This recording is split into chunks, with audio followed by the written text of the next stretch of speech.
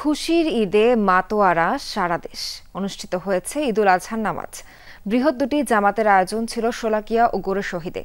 নামাজ শেষে দেশ ও জাতির কল্যাণ কামনায় মোনাজাত করা হয়। এরপর পশু কোরবানি দিয়েছেন মুসল্লিরা।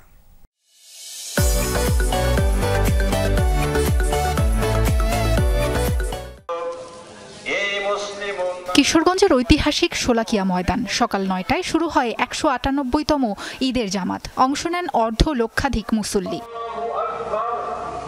মুসল্লিদের আসা যাওয়ার সুবিধায় এবারও ছিল বিশেষ ট্রেনের ব্যবস্থা। নিরাপত্তা ছিল জোরদার। ইমামতি করেন মাওলানা আবুল খায়ের মোহাম্মদ সাইফুল্লাহ। নামাজ শেষে মুসলিম উম্মার শান্তি কামনায় করা হয় মোনাজাত। আমরা আসি বড় মাঠের মাঝে ইনশাআল্লাহ সবের আশা বেশি নেকির লাগে এখানে নামাজ পড়বার লাগে। ইনশাআল্লাহ আমরা চেষ্টা করতেছি এই জামাতে সবাই অংশ নিতে। আর বেশি জামাতে বেশি মানুষ থাকলে সেখানে আল্লাহ তাআলা সবার দোয়া কবুল করেন। দেশের আরেক বৃহৎ ঈদগাহ দিনাজপুরের গোরে শহীদ। সেখানেও নামাজ পড়েছেন অর্ধ লক্ষাধিক মুসল্লি। সকাল ৮:৩০টায় শুরু হয় জামাত। নামাজ পড়ান মাওলানা মাসুদুর রহমান। ছিল ৩ স্তরের নিরাপত্তা ব্যবস্থা। মুসলিম উম্মার শান্তি কামনায় অনুষ্ঠিত হয়েছে দোয়া ও মোনাজাত। রাজনৈতিক বিষয়টা এই ময়দানে যে উত্থাপিত হইতো সেই বিষয়টা আমরা এবার দেখতে পাই না, যেটা আমার কাছে খুবই ভালো লেগেছে। সিলেট নগরীতে প্রধান জামাত অনুষ্ঠিত হয়েছে শাহী ঈদগাহ ময়দানে। নামাজ পড়েছেন অর্ধ লক্ষাধিক মানুষ। এছাড়া নগরীর ৩৯০টি স্থানেও নামাজের ব্যবস্থা ছিল।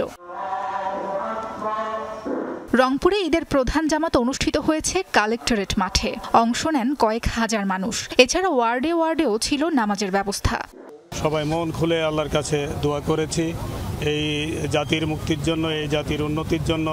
এদেশের মানুষ যেন ন্যায্যতা, ন্যায় বিচার এবং ন্যায় ভিত্তিক একটি সমাজে বাস করতে পারে, তার জন্য।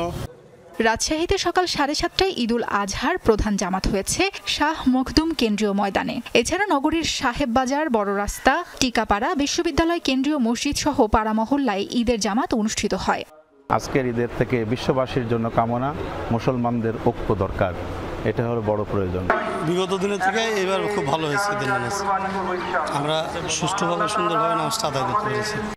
খুলনায় বৈরী আবহাওয়ার কারণে সার্কিট হাউস ময়দানের পরিবর্তে টাউন জামে মসজিদে ঈদের প্রধান জামাত অনুষ্ঠিত হয়েছে। এছাড়াও ওয়ার্ডে ওয়ার্ডে ছিল নামাজের ব্যবস্থা। বরিশাল নগরীর হেমায়েত উদ্দিন কেন্দ্রীয় ময়দানে ঈদের প্রধান জামাত অনুষ্ঠিত হয়েছে। তবে জেলার সবচেয়ে বড় ঈদের নামাজ অনুষ্ঠিত হয়েছে চরমোনাই দরবার শরীফে। কুরবানির চামড়া একটু সংরক্ষণ করার জন্য সরকারের পক্ষ থেকে আমরা পুরো জেলাতে ১৬০ মেট্রিক টন লবণ আমরা সরবরাহ করছি এতিমখানা, মাদ্রাসা এবং লীলা বোর্ডিংয়ে। বন্দরনগরী চট্টগ্রামে ঈদের প্রধান জামাত অনুষ্ঠিত হয়েছে জমিয়তুল ফালাহ ময়দানে। সকাল ৭:৩০টা ও ৮:৩০টায় দুটি জামাত অনুষ্ঠিত হয়। ময়মনসিংহ নগরীতে ঈদের প্রধান জামাত হয়েছে আঞ্জুমান ঈদগাহ ময়দানে। এছাড়া সারা দেশে ঈদ জামাত অনুষ্ঠিত হয়েছে। সাবরিনা লিজা, যমুনা নিউজ।